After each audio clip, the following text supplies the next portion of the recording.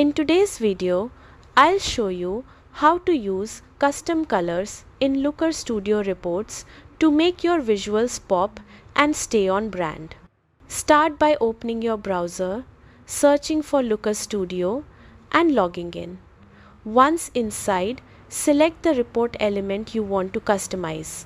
This could be a chart, table, or scorecard. Next, head to the right hand side and click the Style tab. Here you'll find options to adjust your component's appearance. Look for the color setting for your element, whether it's a data series, background, or font. Click the color box to open the color picker.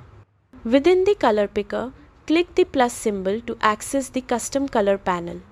Enter a specific hex or RGBA code or use the color scale to manually pick your shade.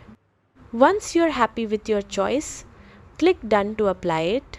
And just like that, your report now features custom colors, making it visually engaging while staying true to your brand.